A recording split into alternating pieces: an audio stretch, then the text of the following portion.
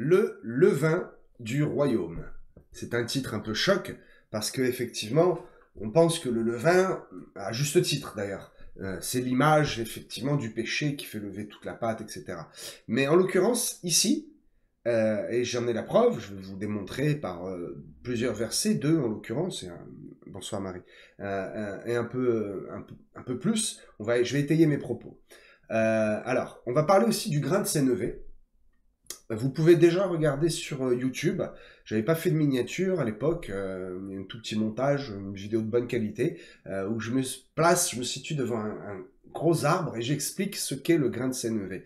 Parce que il y a deux paraboles qui se suivent et c'est très important. Vous savez, mes amis, je dis toujours, regardez avant, pendant, après, qui parle, à qui, à quelle époque, dans quelles conditions, pour bien comprendre ce que veut nous dire la parole. Parce que autrement, et je vais vous en donner l'exemple, on peut tordre la parole et partir dans des délires doctrinaux terribles.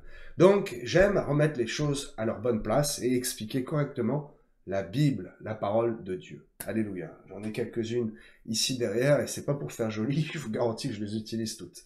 Amen.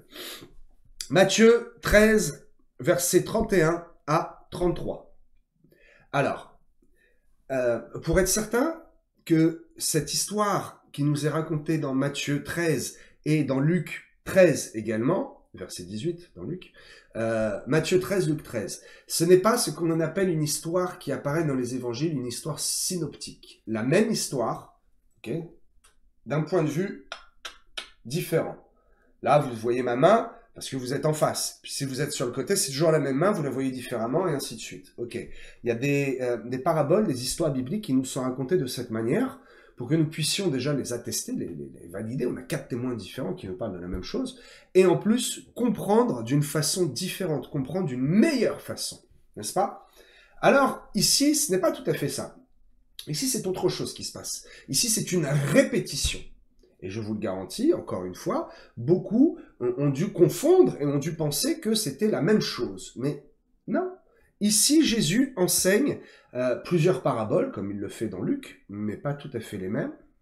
Je ne vais pas approfondir, nous n'avons pas le temps. Il enseigne ici depuis une barque. D'accord? Il est là sur le lac de Galilée, il enseigne, il y a beaucoup de monde, donc qu'est-ce qu'il fait? Il monte sur une barque, en plus c'est très intelligent parce qu'on le voit bien, et la voix porte. La voix doit y avoir un bon écho, un très bon acoustique, comme j'espère vous avez ce soir, le très bon acoustique, c'est important de bien entendre. Alors, sur quoi Jésus enseigne? C'est un cheminement, je vous en avais déjà fait la démonstration. L'ordre des enseignements, l'ordre des paraboles, c'est pas un hasard. Ce n'est pas là. Ce n'est pas placé comme ça au hasard. La foule à qui il s'adresse, c'est la foule. À d'autres moments, il s'adresse aux religieux. Il s'adresse à des érudits. Il s'adresse à des personnes de qualité, à des personnes pauvres, à des personnes réputées, à des personnes moins réputées. Il s'adresse à ses disciples. Il s'adresse à plusieurs types de publics. Et à chaque fois, Jésus adapte le message selon son public. Bien. Donc, il s'adresse d'abord à la foule, avec cette parabole, une parabole bien connue, celui qui sème, celui qui sème, ça pousse pas, on sème dans la rocaille, etc. Tout simplement, alors notez bien, parce que c'est assez dense finalement, même pour un mercredi, je vais vous expliquer très très rapidement la signification de toutes ces paraboles. Bon. Celui qui sème, c'est en fait les différentes façons dont on a de recevoir l'évangile. On pourra approfondir ça. La parabole de la mauvaise herbe, c'est celle qui pousse en même temps que le blé et qui va être arraché seulement à la fin, parce que sinon tout partirait, c'est très profond, et en fait ça nous parle du jugement dernier, du jugement à venir, les bons et les méchants qui poussent ensemble dans le champ de cette terre en fait, et qui seront triés, qui seront retirés à la fin des temps. Okay? Le champ est très très souvent comparé en fait à notre monde, à la terre dans laquelle nous évoluons et dans laquelle nous grandissons, n'est-ce pas? Puis le grain de sénévé, donc je vous recommande de regarder la vidéo dont je vais faire la promotion sur la chaîne YouTube, voilà, qui s'appelle le grain de sénévé. Donc la parabole du grain de sénévé, le grain de sénévé, c'est ce qui représente notre foi. Voilà, je l'explique très très bien dans cette vidéo courte pendant que j'étais en congé. C'est rare que je sois en congé, mais même quand je suis en congé, je prêche la parole, n'est-ce pas? Donc regardez cette vidéo très intéressante sur le grain de sénévé. Puis il continue à prêcher sur le levain du royaume. C'est ce dont il est question ce soir. Le grain de sénévé, et puis cette femme qui met 3 mesures, qui met du levain dans 3 mesures de farine. Je vous explique après, mais avant, je replace dans le contexte pour que vous compreniez bien mon explication qui finalement est très simple. D'accord? Puis ensuite, il donne 3 autres paraboles qui nous est dit, il enseigne sur le royaume des cieux, qui est écrit en grec Basileia Ouranos, qui veut dire autorité royale des cieux. J'avais déjà répondu à cette question. Royaume de Dieu, royaume des cieux, qu'est-ce que c'est? La même chose, plus ou moins. Je vais pouvoir rentrer un petit peu dans le détail tout à l'heure pour répondre aussi à une autre question. Ok, donc ici, il explique le royaume des cieux. Notez bien que Matthieu parle du royaume des cieux. Ok, et il renvoie la foule, et il part sur d'autres paraboles. Donc là, il a expliqué celui qui sème, celui qui reçoit la parole, les différentes façons de recevoir l'évangile. La mauvaise herbe, le tri à la fin du monde, à la fin des temps, on grandit dans ce champ avec des pécheurs, avec des méchants, mais à la fin, l'herbe mauvaise sera retirée. Troisièmement, le grain de sénévé que j'ai expliqué déjà très bien, c'est la foi en fait qui grandit, vous regarderez YouTube. Puis quatrièmement, le levain du royaume. Et après cette 4e parabole, il passe à autre chose, peut-être à un niveau supérieur, plus profond, je vais expliquer rapidement. Il parle du trésor caché. Donc c'est l'homme en fait qui achète un champ parce qu'il sait que dans le champ, il y a un trésor. Et bien sûr, il dépense tout ce qu'il a, mais c'est une faible dépense, parce qu'il sait que le trésor va le rembourser peut-être 1000 fois plus. Le trésor contient bien plus que la somme dépensée. C'est en fait notre cheminement sur Terre et l'investissement que nous mettons, hein, n'est-ce pas, dans le champ. Encore un champ dans lequel il y a un trésor. Dans ce monde, eh bien, Jésus nous a laissé un trésor, un héritage. Et donc, si nous investissons pour trouver cet héritage et pour nous en emparer, eh bien, le faible prix que nous avons investi nous sera rendu au centuple, fois 1000. Puis, le marchand de perles. Alors, c'est plus profond, hein. Je vous ai dit, ces 3 paraboles-là sont un peu plus profondes. C'est pour ça qu'il renvoie la foule. Et c'est pour ça que la dernière parabole du levain s'adresse à la foule et qu'elle est beaucoup plus simple à comprendre que vous ne le pensez. Donc, la parabole du trésor caché, le marchand de perles. Le marchand de perles, c'est tout simplement Christ qui a tout donné, y compris lui-même, pour nous racheter. Vous pouvez rattacher ça à la parabole de la brebis perdue, n'est-ce pas? Et la parabole du filet, c'est un point de vue différent, c'est une insistance sur la parabole, peut-être plus profonde, plus précise, sur la parabole de la mauvaise herbe. Voilà. Donc, nous sommes dans ce contexte-là, 4 paraboles d'un côté, 3 autres plus compliquées de l'autre. Ok. Là, il s'agit donc de Matthieu, chapitre 13, à partir du verset 31-33, c'est le centre du message, mais relisez Matthieu 13 en entier si vous voulez avoir une vue d'ensemble. Alléluia. Et je ne regarde pas la bonne caméra depuis tout à l'heure, pardonnez-moi. Alléluia. Je vérifie que la bonne caméra est allumée. Pardonnez-moi un instant. Ok. Donc, voilà pour Matthieu. Maintenant, allons voir dans Luc, chapitre 13, verset 18. Luc ne nous décrit pas tout à fait la même histoire.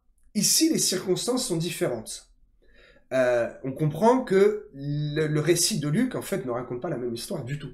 C'est un autre moment, à un autre endroit. Et pourtant, Jésus explique la même parabole avec les mêmes mots. Et, histoire que nous comprenions bien, comme de par hasard, il enchaîne les 2 mêmes paraboles. Ok.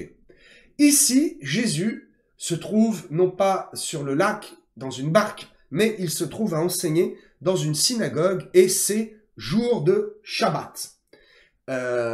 Le contexte, il vient juste de délivrer, donc de délivrer, c'est bien un esprit mauvais qui tient cette femme courbée, qui la tient handicapée, qui la tient dans une position humiliée, dans laquelle elle ne peut pas travailler, etc., etc. Si ça vous intéresse, je vous prêcherai sur la femme courbée. Et donc, on est dans ce contexte-là, il enseigne et il se fait critiquer parce que on ne guérit pas un jour de Shabbat. Comment, toi, tu vas pas faire paître ton troupeau le jour du Shabbat, tu t'occupes pas de tes animaux, tu leur ouvres pas l'enclos, quoi. Bon. Ok, donc on en est là. Et j'insiste à chaque fois quand j'explique que les écrits de Luc sont plus clairs, parce que ici, il y a seulement ces 2 paraboles-là. Juste après le miracle, nous avons ces 2 paraboles et dans le même ordre. Donc ici, c'est un focus qui est fait comme un rappel, comme cette femme, n'est-ce pas, qui saigne depuis 13 ans, et juste après, cette jeune fille de 13 ans. Vous regarderez également la vidéo, voilà, sur ce miracle qu'elle vient toucher le bord du vêtement, etc. Ok, donc, le grain de sénévé, c'est un grain de moutarde, en fait, un moutardier, on traduit ça suivant les traductions par moutarde. Le mot grec original, c'est sinapi.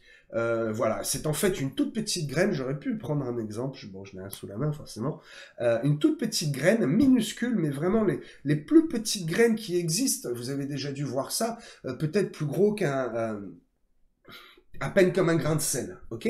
Et cette graine qui est minuscule, insignifiante, donne vie à un arbre qui donne des fruits également de plus de 3 mètres. Et visiblement, dans ce verset, de tête, hein, bon, je ne vais pas vous citer de tête, mais dans ce verset, eh bien, il y a des branches qui sont suffisamment grandes pour que les oiseaux du ciel viennent s'y abriter. Donc, c'est un mystère, et eh bien, c'est le symbole de la foi. Hein, comme cette toute petite graine qui a la foi de grandir, eh bien, regardez ce que ça donne. Ok, donc j'insiste pas, puisque vous avez déjà la vidéo YouTube, le grain de sénévé. Et juste après, encore, il nous parle du levain. Alors, il est clair que ici, le levain n'a pas la même signification que dans ce fameux verset, et je vais le lire là pour vous, de 1 Corinthiens, chapitre 5, verset 6. C'est bien à tort que vous vous glorifiez. Ne savez-vous pas qu'un peu de levain fait lever toute la pâte? Faites disparaître le vieux levain afin que vous soyez une nouvelle pâte, puisque vous êtes sans levain. Car Christ, notre Pâque, a été immolé. Célébrons donc la fête, non avec du vieux levain, non avec un levain de malice et de méchanceté, mais avec les pains sans levain, de la pureté et de la vérité. Ça tombe bien, on arrive à Pâques. Ici, le levain représente le péché, d'accord? C'est pour cela que dans le pain de la Sainte Seine, il est recommandé de ne pas mettre de levain. Voilà, c'est très symbolique. Alors, des explications très très farfelues, je vais vous en donner quelques-unes, m'ont été rapportées. C'est assez étonnant, mais bon, pourquoi pas. Certains pensent que le levain, dans la farine mis par une femme, est très symbolique, et vous pourriez tomber dans le panneau. Soyez toujours... contrôlez toujours ce que l'on vous dit, ce que les pasteurs, les hommes de Dieu vous disent. Ce n'est pas mal de contrôler, il n'y a aucun problème. Allez contrôler ce que je vous dis, et au contraire, ça renforcera ma parole, et ça approuvera la véracité de ce que le Saint-Esprit met dans ma bouche pour vous communiquer aujourd'hui. Ok. Donc certains pensent que le levain dans la farine mis par une femme, eh bien en fait, c'est tout simplement le signe du péché apporté par la femme. Péché, donc la pomme, hein, la fameuse pomme, péché qui a fait enfler et qui a fait gâter toute la pâte que nous sommes, puisque le blé, c'est souvent, la farine est souvent comparée en fait à ce que nous sommes, nous chrétiens, nous étions du blé. Le blé est inutile, hein, on mange du blé comme ça sert à rien, il faut le broyer, il faut des étapes pour le transformer pour qu'il soit consommable et utile. Ok. Donc ici, eh bien, c'est une symbolique du péché, que c'est la femme qui a apporté le péché. Pas du tout. Et ça, c'est une notion ancien-testamentaire. Et ceux qui vous expliquent ça s'appuient sur le fait que la fleur de farine, la farine, était une offrande, et que nous sommes cette fleur, nous sommes une offrande, et cette offrande a été gâchée par le péché qui vient de qui? De la femme. Adam est tout aussi coupable que Ève, je vous le dis. Bien. Et ils disent que le royaume de Dieu, c'est l'Église, c'est pas faux, mais c'est l'Église qui a été gâtée par le péché amené par la femme. C'est dramatique, grande parole de condamnation. Bon. Une autre explication tend à dire que, c'est celle-là que j'ai vu le plus apparaître, les fausses doctrines qui sont le levain, le levain dans la pâte a gâché toute la pâte, l'Église, et que l'Église aujourd'hui est pleine de levain. Et que cette fausse doctrine, ce levain, a été apporté par la femme qui représente, alors tenez-vous bien, c'est vraiment tiré par les cheveux, mais il faut que vous sachiez que ça existe, les gens qui disent ça. Ces femmes, n'est-ce pas? L'Église catholique qui aurait apporté du levain, une fausse doctrine, et qui aurait gâché la pâte. Bon. C'est vraiment... bon. Les écrits, là, ont lieu vers l'an 60, je crois, pour l'un, et 65 pour l'autre.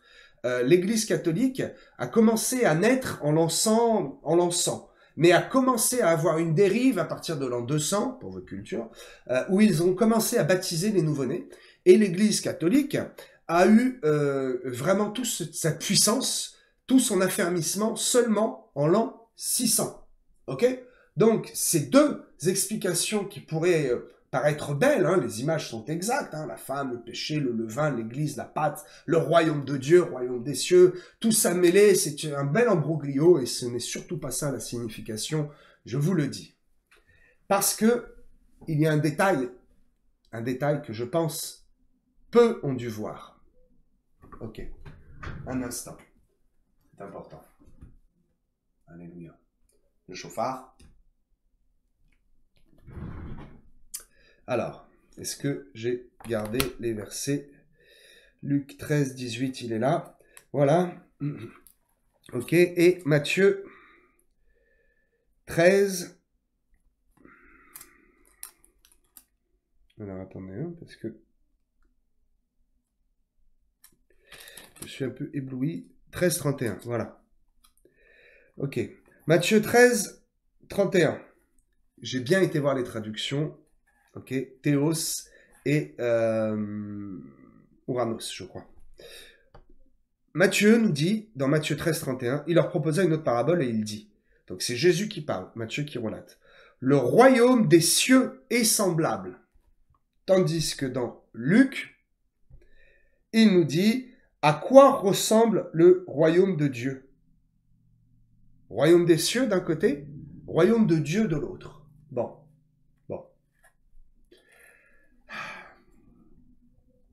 Le royaume des cieux, le royaume de Dieu, c'est quasiment la même chose. Dans le royaume de Dieu se situe le royaume des cieux. Ok? Je pourrais vous le réexpliquer différemment, mais ça ne vous apportera pas grand-chose. Donc en fait, ces deux paraboles nous démontrent que les deux sont liés, et ces deux versets ensemble, d'accord? Et que réellement, ce que nous lions ou nous délions sur terre est également dans le ciel ou dans le royaume de Dieu. Ok. La vraie explication ici, c'est que le levain prend simplement son sens normal. Un ingrédient qui a pour rôle de faire lever la pâte, de faire lever, de donner de l'importance. Avez-vous déjà vu du levain, de la levure? C'est encore plus petit qu'un grain de sénévé. Et commencez à comprendre pourquoi Jésus nous parle d'abord, pour nous éclairer, il nous met sur la piste du grain de sénévé, qui est la foi, puis ensuite nous parle du levain. Ne vous laissez pas avoir en pensant que le levain, c'est le péché. Non, ici le levain, c'est comme ce grain de sénévé, il joue son vrai rôle. Et c'est assez incroyable, cette toute petite portion de farine, ça ressemble à de la farine d'ailleurs, j'aurais dû prendre un sachet, tout petit, 1 gramme, va vous faire lever tout un gâteau entier. C'est incroyable, juste un peu de cet ingrédient fait lever toute la pâte. Et je vous dis, tout comme dans Matthieu 17, verset 20, et vous allez comprendre s'il y a encore des sceptiques, si vous aviez la foi comme un grain de sénévé. David a eu ce type de foi exceptionnel, comme un grain de sénévé. Il a déplacé la montagne que représentait Goliath. Avec la foi qu'il avait, le peu de levain qu'il y a eu en lui, toute la pâte s'est gonflée et tout le royaume s'est enfin tourné vers Dieu.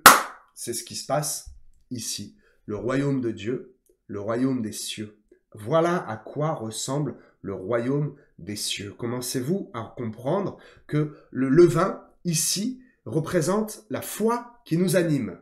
Celle qui fait de nous des sacrificateurs pour son royaume. Royaume de Dieu, royaume des cieux. Cette foi fera grandir le royaume et cette foi transformera déjà ce que nous avons ici. Une mesure dans 3 mesures de farine. Un peu de levain dans la farine, dans ce que nous sommes, un peu de foi dans ce que nous sommes. Et oui, j'insiste, c'est bien la foi dont il est question. Jésus nous donne un indice, il nous fait un clin d'œil énorme, un appel de phare avec ce grain de sénévé. Ici, le levain, c'est cette foi qui va faire lever tout son royaume. Et voilà à quoi ressemble le royaume de Dieu. Le royaume de Dieu, c'est l'Église, c'est le corps de Christ universel, d'accord? Tout comme, encore une fois, cette parabole du grain de sénévé, tout comme cet arbre qui a des branches qui servent de refuge aux oiseaux, l'Église qui est levée avec cette foi qui nous est donnée, l'Église sera un refuge pour le monde. Le royaume de Dieu sur terre, nous-mêmes, nous sommes le royaume de Dieu sur terre, et nous irons au royaume des cieux. Vous avez fini de comprendre d'ailleurs. Eh bien, le royaume de Dieu sur terre fera grandir et remplira le royaume des cieux.